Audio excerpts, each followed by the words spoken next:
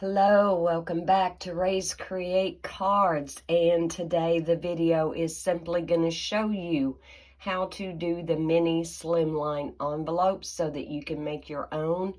Some of the prices that I'm seeing for the slimline and the mini slimline envelopes to me are just kind of cost prohibitive, and as card makers we already have cardstock, right? So why don't we utilize what we already have and we can customize our own envelopes? Right before we get into doing that, I do want to very quickly remind you about the Savings in Bloom that is going on to the end of March, and we are almost there to the end of March. It'll be here before we know it. And the bundles that they have discounted are awesome. So on the very first page, of course, it's showing the All Squared Away bundle. And I gotta tell you guys, I was dragging my feet on ordering that. It was one that I always did want. I could see so much potential in it. And so, yes, I finally did get it. I'm going to try to work on putting a video together for you before the end of March. But there are also so very many other bundles. The art gallery bundle was one I did order when our catalog was new last year, and I have had fun with that. And I mentioned in my Shaded Summer video that I had actually took some of that deco foil and used on a card, and I went and I dug it out. I hadn't given it away yet. And of course, when I made this embossing folder, the Coastal Weave, is of course now retired. That's okay. We have many beautiful embossing folders. Just pick out one that you like. The stitch nested label dies that I use for the background for the flower is also retired. But again, we have lots and lots of dies that we can use to make a background, or you can actually just hand cut you a panel. You don't even need a die to do a background for the flower. And this was the flower. When I very first started using deco foil, the stamp that goes in the middle, I took a sponge dauber and put the Tombow multi-purpose glue on it, stamped it, and then let it dry, because when Tombow dries, it's a little tacky. I then laid a little piece of the gold foil over it and just rubbed it really well with my finger. And isn't that pretty? Just that little hint of gold, and I thought it made the whole card really pop. Okay. So, and that will go back in my stash for a card layout idea. But there are so many little bundles in here. I have actually used the Celebrate Sunflowers bundle for a couple of years, and one year it was my Thanksgiving cards to everyone. The Quiet Metal bundle, guys, I've got to get that back out and play with it, because I've never even really used the dies. I have a little bit, but not a whole lot. And I haven't made a stepped up card with that set like I really want to. Sweet as a Peach, guys, I hate to admit it, I ordered this. I have the coordinating DSP and I've never touched it. So again, you know, it's time, right? It's just time. But there are so many neat sets. I don't know if these sets are on sale like this because they are totally going to go away. I don't know if any of these will carry over into the new catalog. I suspect not, but if you'll notice, and maybe you can't read that on camera, the Celebrate Sunflowers bundle, I don't think was in our, it's not in our current annual catalog, but it does say it's a returning favorite. So this is probably going to be a last chance if you want that. Are you checking out the dies?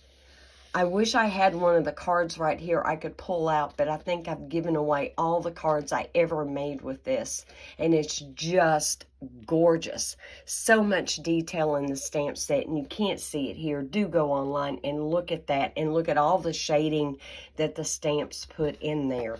The Art Gallery bundle, again, a returning favorite. the Garden Wishes bundle. No, I never did get that one because I got the Quiet Metal bundle. And honestly, I actually preferred this over the other. But isn't it amazing how they give us so many options, and depending on what you like or what you don't like, there is something for everyone. Okay, just a reminder, last week I showed you how to make the mini slimline card, and I used the Hats Off stamp set and die set. And this was the card.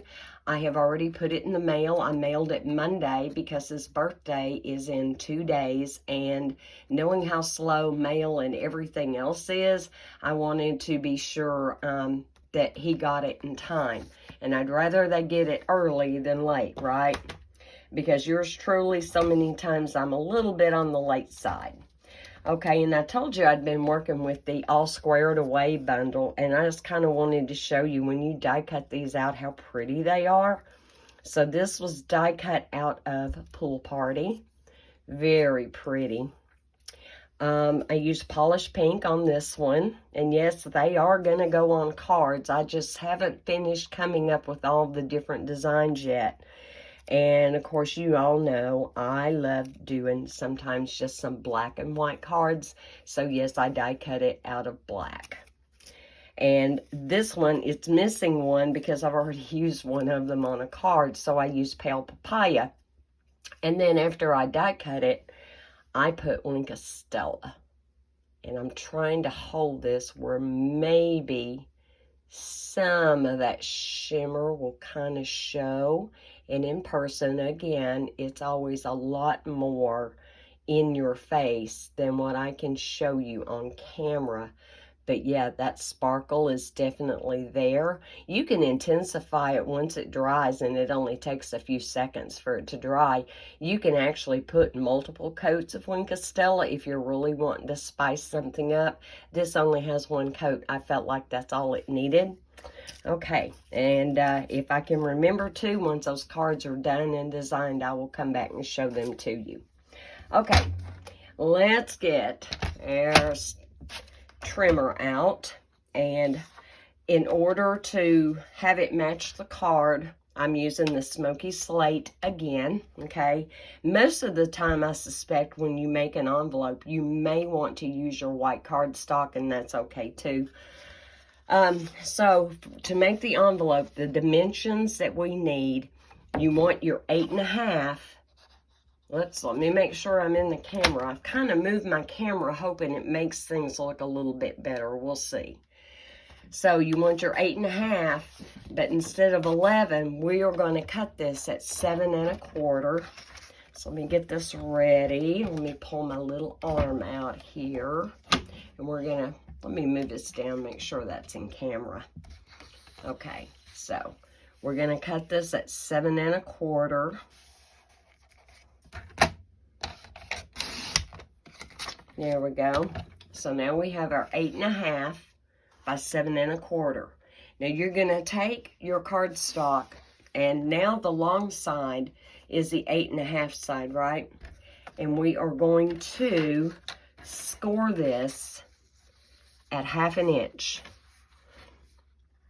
If you come in this way with your paper to score it rather than going in this way, understand that you kind of maybe want to make sure you're holding your mouse straight and that it doesn't move, because it is so easy. You've got all this weight of your paper over here, and it's very easy for that to shift.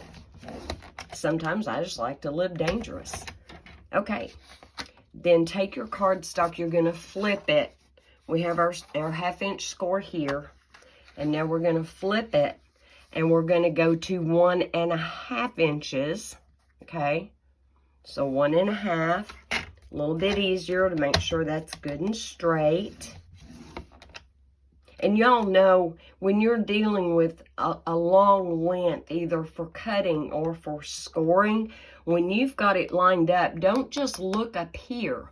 Look all the way down, because it is so easy to get that tilted one way or the other, and then you're going to have something a little wonky either on a cut or a score, okay? Now we've got that. Now we're going to turn it to the short side, which is our 7 1/4 side, and we are going to score that at 2 inches. So again, looking from top to bottom, making sure you are straight. We're going to score that, and then we are going to flip it, and we are going to score it at 1 3/4.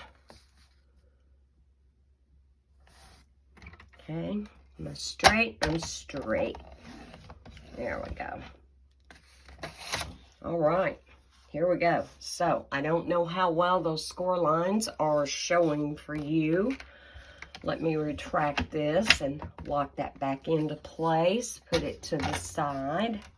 All right, I'm going to grab my bone folder, and we're going to score every one of these lines really well.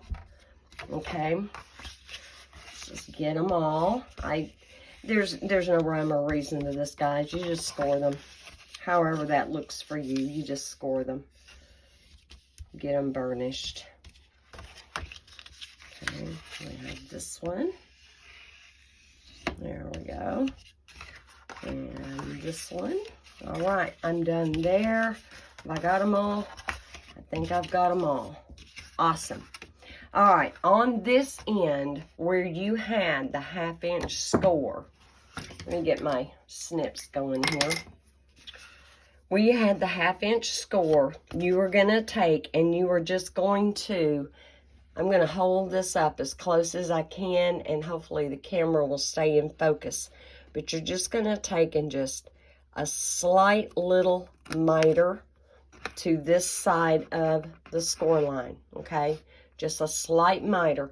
The reason we're doing this is to make it easy for it to want to fold up when we get ready to assemble our envelope. That's the only reason you're doing that, and they don't have to be really big ones.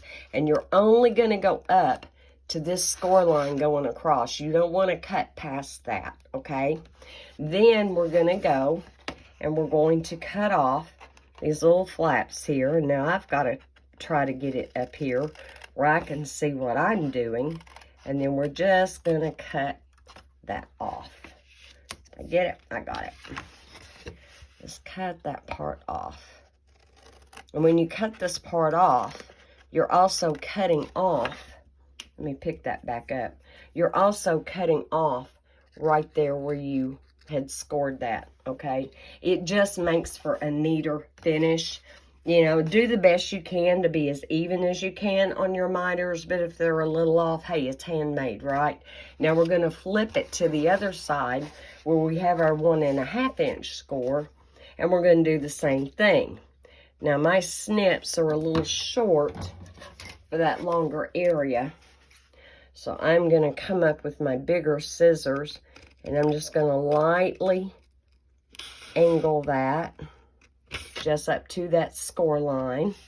And then we're going to take and we're going to cut this part off straight as you can.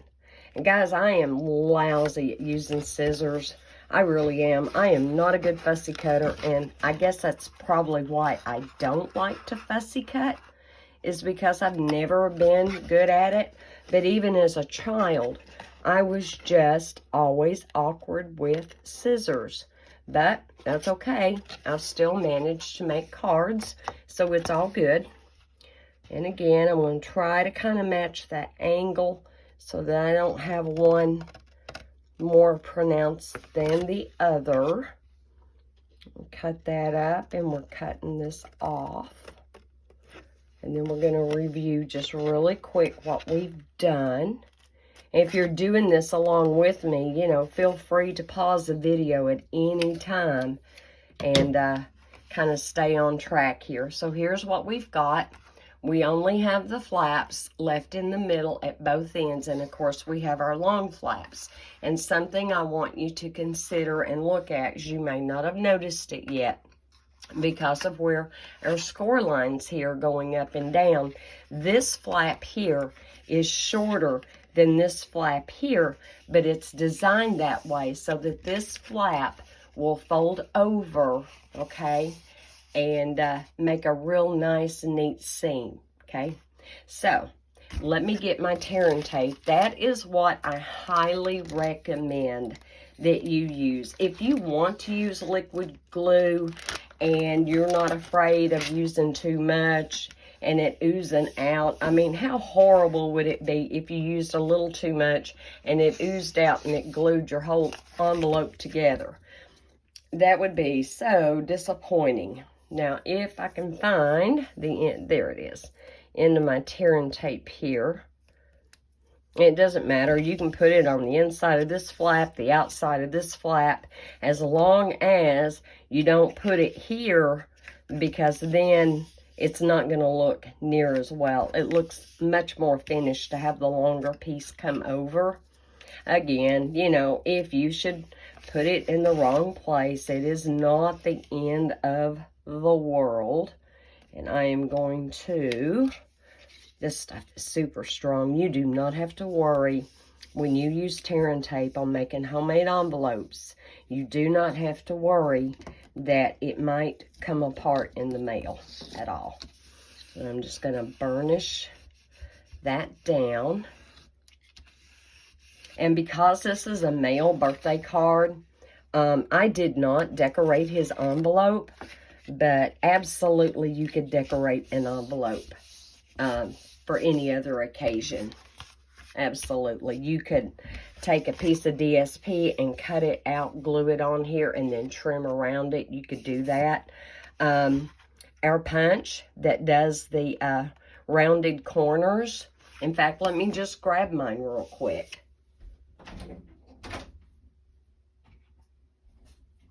I didn't even think to try to do that, because I guess because it was a mail card. But here we have our detailed trio punch, because there are 3 different things that you can do to the corners of your cardstock.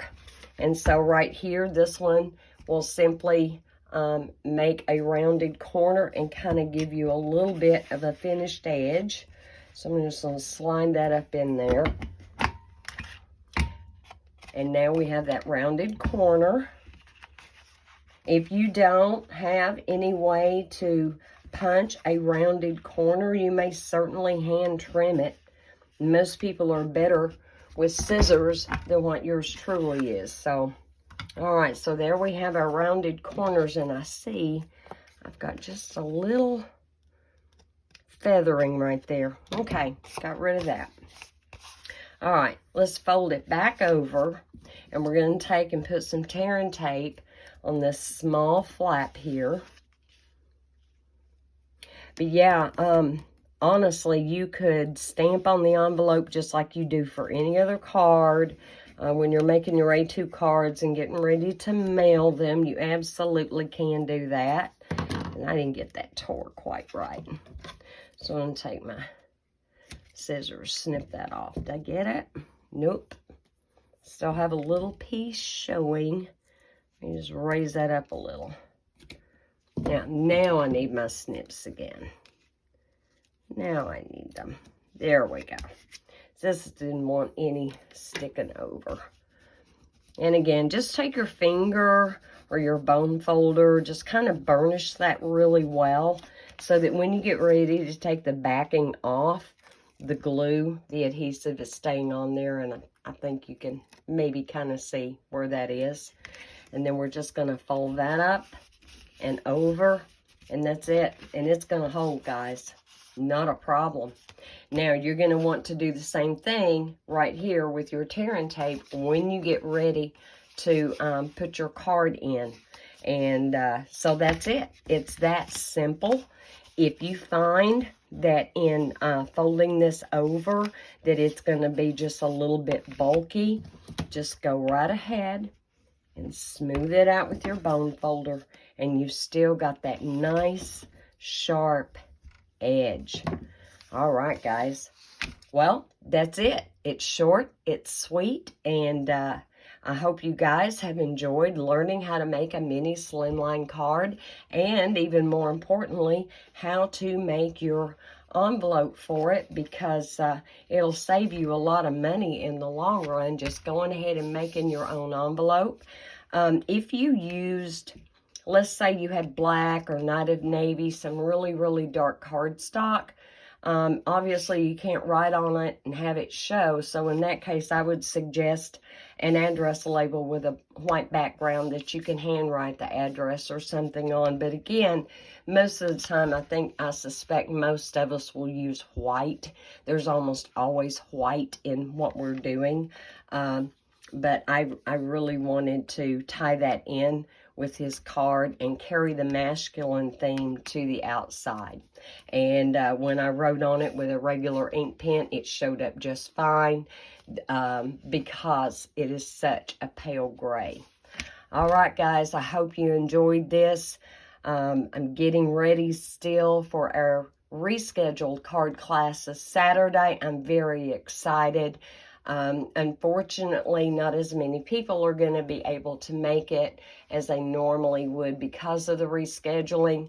And so I've got some plans in the wings to try to get a couple of card kits sent out to those who cannot make the class. And that I'm just doing it so that no one feels left out. Okay, guys?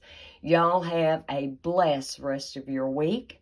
And if I don't see you Saturday, I'll be back next week. Thank y'all for being here. Love you. Bye.